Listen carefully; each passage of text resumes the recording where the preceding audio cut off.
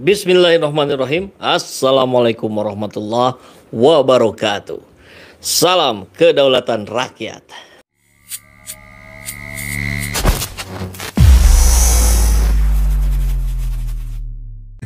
Kita mendengar ada para pemilik lembaga survei dipanggil oleh Jokowi ke istana. Ini saya awalnya sih agak ragu. Ini berita benar apa hoax gitu atau berita lama yang dinaikkan kembali. Karena kita ingat di tahun 2012 pun ada yang dipanggil ke istana gitu. Beberapa. Walaupun itu akhirnya diklarifikasi lah ya oleh istana bahwa itu bukan lembaga survei, itu tim ses. Tapi kita tahu juga bahwa tim ses yang dimaksud itu adalah orang lembaga survei. Jadi bingung kan. Jadi ya ini judulnya terbongkar ini. Di pohon sebelah kiri apa yang terjadi? Di pohon sebelah kanan pemilik lembaga survei dipanggil Jokowi. Tapi ada juga yang ingin saya sampaikan kepada sahabat semua tentang apa yang sudah distatementkan oleh seorang Ade Armando yang mereka sering, Ade dan CS-nya itu sering menuduh-nuduh kepada kelompok Anies Baswedan sebagai orang-orang yang bermain politik identitas. Tapi rupanya seperti yang sering kita ceritakan gitu, ketika mereka menuding-nuding Anies Baswedan melakukan politik identitas, bahkan ternyata mereka sendiri, kelompok mereka sendiri itu yang justru nih 3-1 gitu. Kalaupun betul gitu, ini lebih parah gitu, 3 kali gitu. Tapi dan faktanya kita lihat juga Pak Anies tidak memainkan politik identitas. Pak Anies mengedepankan kesetaraan. Pak Anies mengedepankan sikap yang sama terhadap setiap golongan. Ya contoh mudahnya pemberian BOTI lah, bantuan operasional tempat ibadah, tidak ada yang dibeda-bedakan, semuanya dapat. Izin mendirikan masjid, gereja dan segala macam dibuat sama mudahnya gitu. Nah ini yang tapi tetap terus saja mereka menuduh-nuduh bahwa Anies Baswedan melakukan politik identitas. Padahal ini orang-orang inilah justru yang terus-menerus melakukan politik identitas. Kalau itu yang dimaksud gitu. Cuman kemarin juga kita bahas sebenarnya identitas ini harus muncul gitu. Kan nggak bisa kalau kita muncul tanpa identitas. Jadi saya kira definisi tentang politik identitas sendiri juga nggak jelas gitu, sumir gitu. Artinya kalau kita mau menggunakan istilah-istilah yang digunakan di area publik ya perspektifnya harus sama dulu gitu. Kalau enggak ini jadi mainan terus. Radikal, intoleran, anti Pancasila. Padahal yang bilang-bilang saya Pancasila justru sayalah yang korupsi. Kan tempo hari begitu ya. Siapa? Juliari Batubara.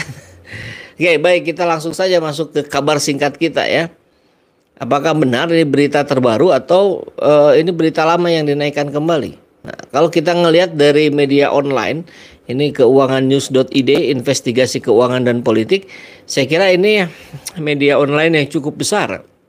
Dan agak nggak mungkin juga kalau mereka memunculkan berita hoax atau membungkus gitu kabar lama seolah-olah menjadi seperti kabar baru. Jadi kita lihat saja, terbongkar terdapat pertemuan pemilik lembaga dengan Jokowi di istana. Kalau ada ini ngeri kali ini kan. Ini yang apa yang akan dilakukan oleh istana gitu. Akan bermain sebagai player gitu. Kan mestinya enggak, mereka harusnya kan netral. Langsung saja deh ya, kita simak. Beberapa pemilik lembaga survei dipanggil Presiden Joko Widodo di istana pada September 2022. Nah ini clear waktunya ada September, sebulan yang lalu. Atau maksimal 2 bulan yang lalu lah, karena November ini kan baru tanggal 3. Pertemuan itu dibenarkan oleh Executive Director Carta Politika Yunarto Wijaya kalau nggak salah ya. Ini orang yang juga sering selalu berusaha mendowngrade Anies Baswedan. Saya nggak ngerti juga ini lembaga survei tapi kerjaannya seperti buzzer gitu. Kemarin kita baru bahas Denny Ja ya, yang Denny Ja kita bahas, kemudian SMRC juga kita bahas, Saiful Mujani Research and Consulting, yang cuitan-cuitannya sangat tidak menampakkan netralitas, sangat berkubu. Dan itu kalau sudah begitu sudah nggak mungkin lagi bisa dipercayai oleh rakyat. Kayak kan? Jokowi ingin tahu data survei terakhir di kami seperti apa. Kan kalau pengen sekedar tahu, googling saja kan ada datanya ya, dirilis atau dikirim via email. Tapi Jokowi itu fokus utamanya adalah kepuasan publik. Lalu efeknya secara elektoral seperti apa? Terus siapa-siapa saja yang naik elektabilitasnya? Imbuh Yunarto yang dikutip oleh Detik X. Wah, ini Detik X ini luar biasa juga ya sebenarnya. Dia bisa mendapatkan kabar-kabar yang tidak ada di berita lain. Investigasinya keren juga nih Detik X. Jokowi memanggil beberapa lembaga survei untuk menanyakan elektabilitas Puan Maharani. Tuh. Ini maksudnya apa ini? Jokowi, kata sumber ini, menanyakan kemungkinan elektabilitas Puan naik sampai 12,5% pada akhir tahun. Jokowi pengen tahu bagaimana upaya menaikkan elektabilitas Puan. Berhasil atau tidak gitu. Kalau tidak berhasil, ya Ganjar saja yang didorong jadi capresnya PDIP. Begitu barangkali ya. Oke. Nah, ini kita masuk ke part 2, page 2. Ini. Pada 31 Mei 2018, Presiden Jokowi pernah mengumpulkan pengamat politik dan lembaga survei di Istana Merdeka. Jadi kalau baca runutan beritanya, September kemarin dipanggil, dikumpulkan para pemilik lembaga survei, salah satunya Carta Politika, si Yunarto itu. Kemudian ada kisah yang diambil, berita yang disampaikan oleh keuangan and News ID, bahwa 2018 pun begitu gitu.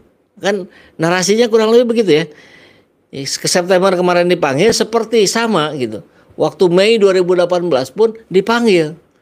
Nah, kan kita tahu bagaimana keajaiban hasil-hasil survei tempo hari yang tidak selaras dengan apa yang terjadi di lingkungan kita masing-masing. Kan bukan lingkungan saya saja, lingkungan teman saya yang di Jakarta, lingkungan sahabat saya yang di Kalimantan, lingkungan tetangga saya yang dari Jawa Tengah, itu berbalik gitu. Tapi ujungnya hasilnya sama dengan hasil survei. Kan itulah yang menjadi pertanyaan publik tempo hari ya. Bagaimana konon katanya kecurangan luar biasa terjadi dalam Pilpres kemarin. Jadi hasil disamakan dengan hasil pemilu disamakan dengan hasil survei. Begitu ya. Aduh. Ini pertemuan tadi lebih pada masukan pengamat politik junior dan senior mengenai apa aja kondisi terkini. Problem yang harus diberesin yang sifatnya aktual atau sistem, kata Direktur Eksekutif Carta Politika Yunarto Wijaya di Kompleks Istana Presiden Jakarta. Ini kabar yang 2018 ya. Jadi terulang kembali di September kemarin. Begitu yang saya tangkap dari kabar berita ini. Menurut Yunarto, selama pertemuan Jokowi hanya menjawab pertanyaan pengamat politik dan pengurus lembaga. Sementara pengamat politik senior lebih banyak memberi masukan terkait efektivitas lembaga parlemen dengan kepresidenan. Ya, itulah yang kita khawatirkan, bagaimana netralitas yang dimiliki oleh para lembaga survei, karena itu dijadikan patokan oleh para partai politik dalam memilah siapa capres, cawapres, bahkan mungkin nanti juga untuk kepentingan pilkada dan pileg gitu. Ini ngeri kali kalau ujung-ujungnya hanya main-mainan saja, dagelan saja gitu. Angka-angkanya disetting dan segala macam. Sehingga hasil akhirnya nanti disamakan dengan hasil survei. Janganlah, jangan begitu. Kapan negeri ini bisa maju kalau cara-cara kita berpolitiknya seperti begini? Ya penuh indikasi kecurangan. Mudah-mudahan tidak terjadi lagi ya. Baik, yang pasti sahabat semua, kita harus tetap mengawal ya, kita harus tetap mengcounter, menjadi bagian dari orang-orang yang ada di garda terdepan untuk meluruskan fitnah-fitnah ini. Mudah-mudahan ini menjadi dakwah kita ya, dakwah konstitusi. Salam kedaulatan rakyat. Assalamualaikum warahmatullahi wabarakatuh.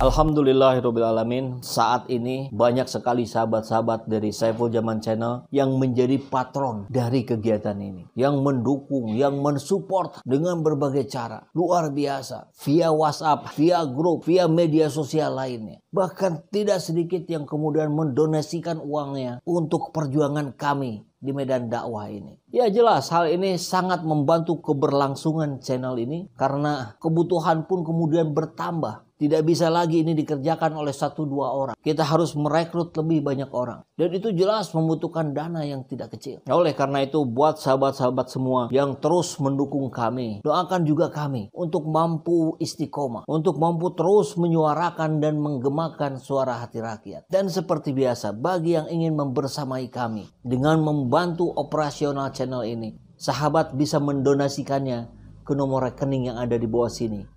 Dan silakan untuk mengkonfirmasikannya ke nomor yang ada di sini.